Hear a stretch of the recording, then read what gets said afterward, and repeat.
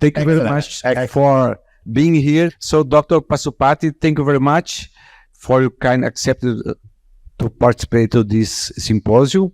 And we are ready for listening about your lecture about the AI technology in our cath lab. So we are ready to hear. For inviting me, and I also should say I have to speak in English. Sorry, I do not know Portuguese. I'll speak in English for the rest of my talk. I'll try to keep it slow so you can follow me as well. So these are my conflicts. So Waikato Hospital pretty much lies in the North Island of New Zealand. We are not a big country, but we catch about just over 1 million population to the hospital. We do about 5,000 cath lab procedures a year with 4 cath labs, 3 running most of the time. And we do interventional, structural, and electrophysiological procedures. We are not a big country, but I'm very fortunate to have trialed all the Canon's new AI tools here in Waikato Hospital, where I live. So on the real-time AI technology, the AI technology itself is not new for Canon. There obviously, Dr. Asami mentioned before, has been used on CT, MRI, healthcare, IT work, but these are all post-process images. But the future of this technology is to use them in real time to minimize the contrast, minimize the radiation, and also to enhance the images. And that is where the key to the real-time AI technology lies. So today, I will be sharing with you 2 real-time AI technology. The first one is called the Dynamic Device Stabilizer, that is mainly used for coronary stents and balloons, called the DDS system. The second one is called the Echo Fusion. This is more for structural heart disease.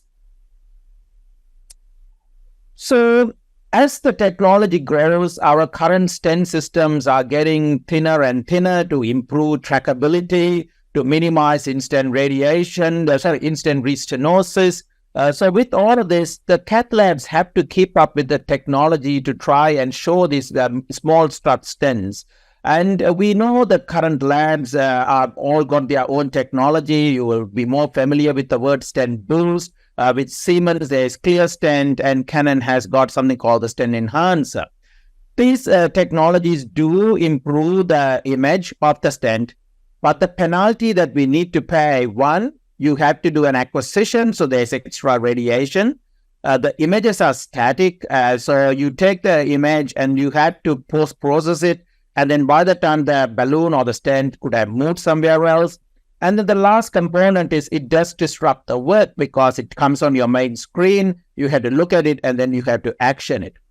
To mitigate this is where we have the live technology, and the Philips has had something called the Sync Vision, which is a third-party vendor that actually does enhance some of the fluoroscope of the balloons and stents as you are using them. But being a third-party vendor, it has its own nuances, and as they were learning. The Siemens are coming with the Clear Stent Live, and here mainly what I will be talking today is the Canon's Dynamic Device Stabilizer technology, which has further advanced using the AI technology here. So what is Dynamic Device Stabilizer? This is something that you can do on a fluoroscope or on acquisition. The main aim of this technology is to minimize the dose and to continue to maintain the workflow so we do not need to stop what we are doing. It uses an AI deep learning technology, and the way this technology works is actually it eliminates the appearance of cardiac motion. So it actually stops the motion around where you are interested by detecting the 2 markers of the balloon. And then after it detects, it enhances the stent or the balloon to improve further visibility. You could see 2 screens here. This is your live screen. This is the DDS screen. And so this runs in parallel to your line screen. So you do not need to stop what you are doing. You can continue to work, and this will be working in parallel. And so you can actually decide whether you want to use the technology or whether you want to use your day-to-day work. So we have seen this from the fluoroscopic image from Dr. Asami's talk. These technologies are pretty much done, and the AI learns this in the developmental phase. So this is done in the factory. There is a very high quality 2 dots in the balloon that are repeatedly presented to the AI. So the AI can learn that. And then when you come on to the clinical use, the technology is no longer learning. It's in fact done all the learning, but you can get the technology to learn back in the factory and do more system upgrades. So when you come out to the clinical phase, as soon as it sees the 2 balloons, the neurons will immediately know that this is happening. And when it sees it, it will pretty much stabilize the balloon. That means it minimizes the cardiac motion, and then it will enhance the image that is inside there, which may be a stent or a balloon, to further improve your procedure. So how easy is it to use this? It's very easy. As an operator, you don't need to do anything too fancy. You just need to press a button, which is called, in our cath lab, we call it the D button. And as soon as you press it, you see the 2 screens. The images appear independent of each other. So your live screen, and then you get the DDS screen next to it. And then pretty much the device stabilization comes into action. And it is used for like 3 possible events. So the first thing is when you want to position your device. So here I am bringing a stent in. As soon as I bring the stent in, you can see it has seen the 2 dots and enhances the stent. But it not only enhances the stent, you can see there is a previous stent here. It has stabilized that as well to enhance that stent, so that you can actually do a back-to-back stent because it is in the same image vicinity. Then after that, when you decide to inflate the stent, you can see how well the stent or the balloon is inflating by using the same technology, by minimizing motion and also enhancing the image. And then if you want to do post-dilatation, you can continue to enhance it. This is a fluoroscopic image. You continue to enhance it as you are deploying the stent. As you are post-dilating the stent. So this is real-time fluoro and acquisition images. So when you have the real-time fluoro, this is the subtle screen that you see. This is the live AI using the DDS technology. You could see it not only enhances your balloon or the dots of the balloon, it has enhanced the stent itself. And this is all real time, not zoom. This is head-to-head image, how your second screen will look like.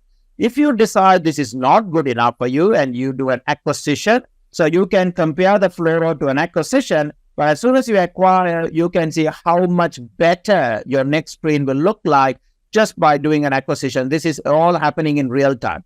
Now, if you had a lot of time to do your case, you can wait for the post-processing and you can do the stent enhance, which is equivalent to a stent boost. But most of the time, you do not need to do this. You do not need to get that extra radiation. You can pretty much work in the fluoro, as this image will be more than enough for your day-to-day case.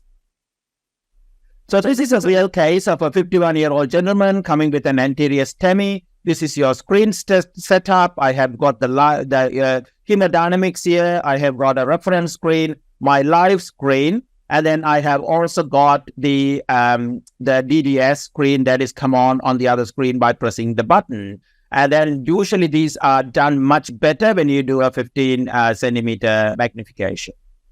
So here I have already placed a stent and I'm planning to come down to place the second stent. The 2 dots have been picked up by the AI. This is a real case that I told you. It has seen the previous stent. So you know exactly where to put your new stent back to back.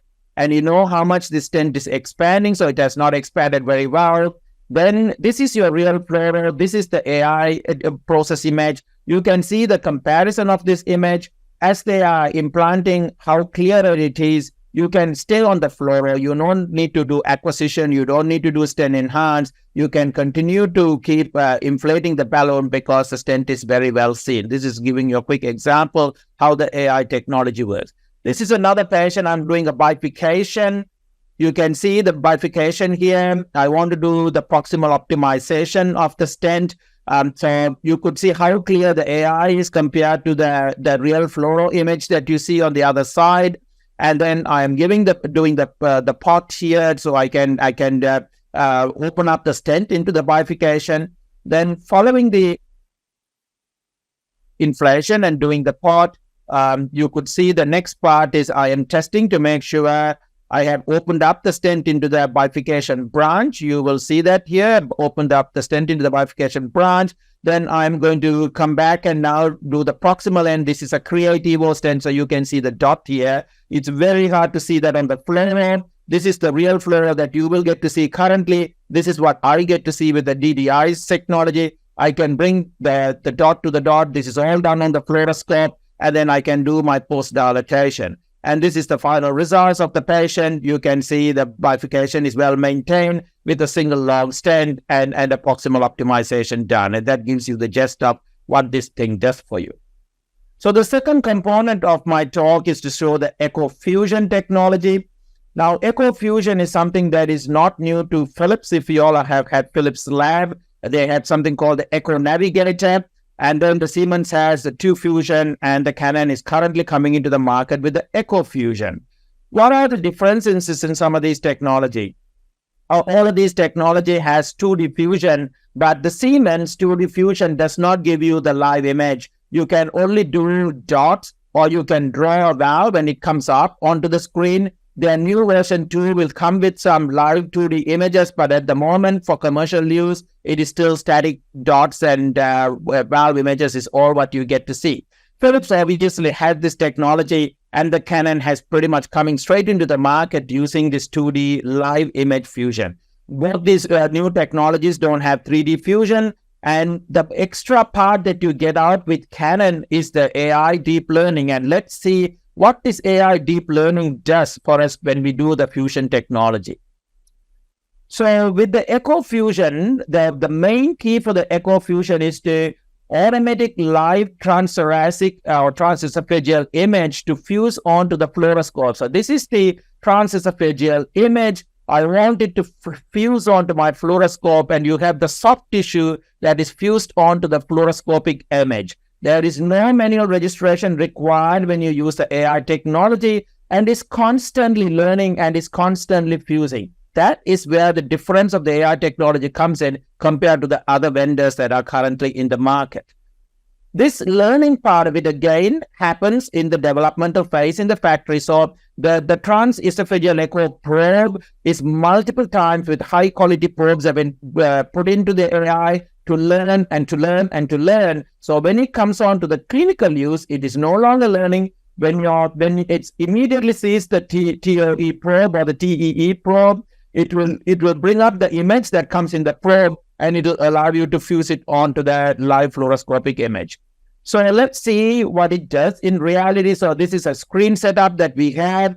We will have the hemodynamics. This is our live screen. This is the echo screen. And you can see this echo image and this fluoro image has been fused onto this screen. So we can see both in real time. And then this is a case of a PFO closure. For this particular purpose, we don't need to do this, but this is just to show you. You can see the PFO tunnel on your fluoroscope. So it makes life much more easy how to come and cross. Otherwise, you will cross like this. Looking at the echo here, this is easier for us to teach fellows. You can see the superior SVC, the IVC, the PFO tunnel, how we are going to come and cross onto the PFO.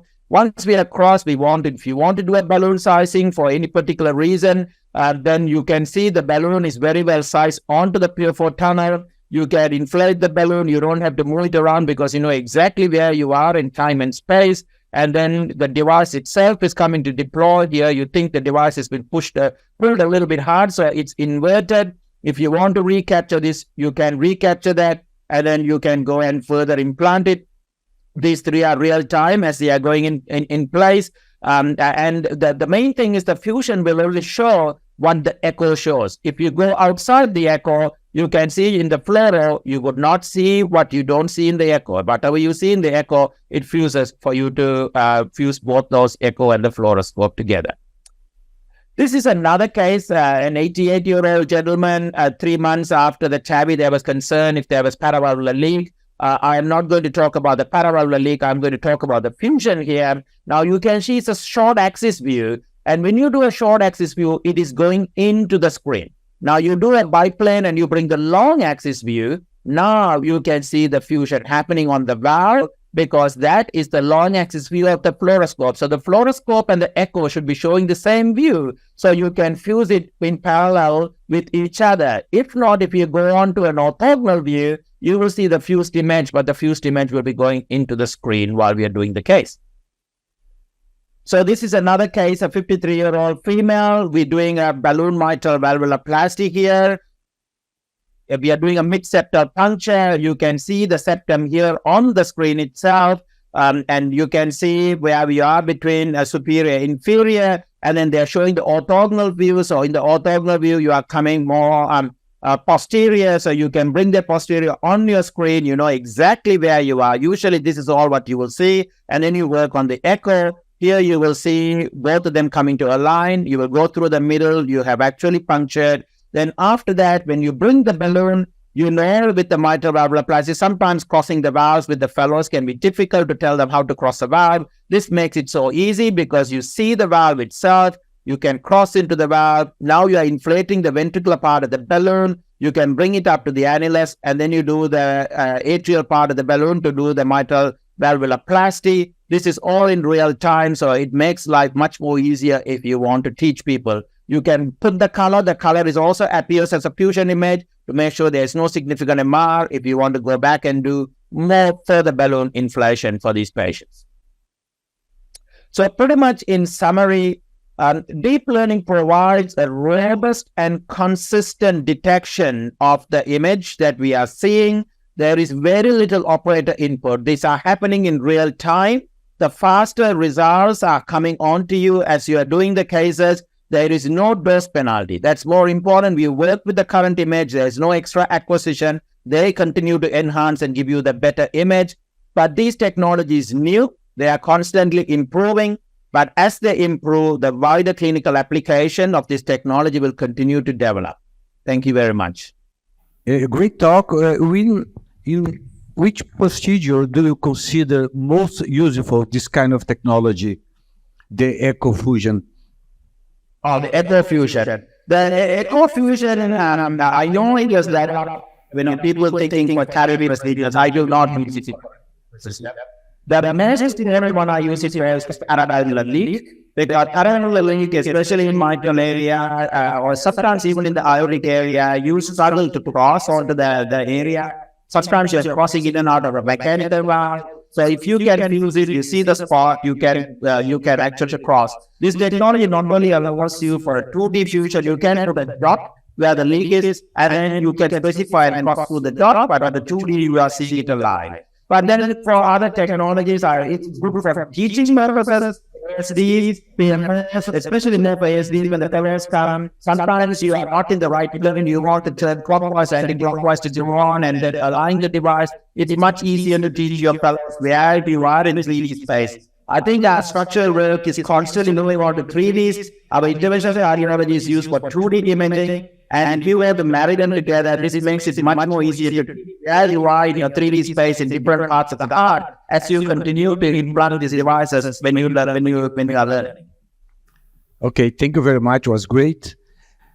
Então, nós tivemos aqui uma apresentação de como planejar uma TAV e, mais do que isso, para onde que a tecnologia está nos levando para facilitar esses procedimentos, não só na qualidade de imagem, que a gente viu, uma fluoroscopia com imagem até superior à cine, que a gente está acostumado, mas também a utilização da inteligência artificial para nos auxiliar em procedimentos cada vez mais complexos.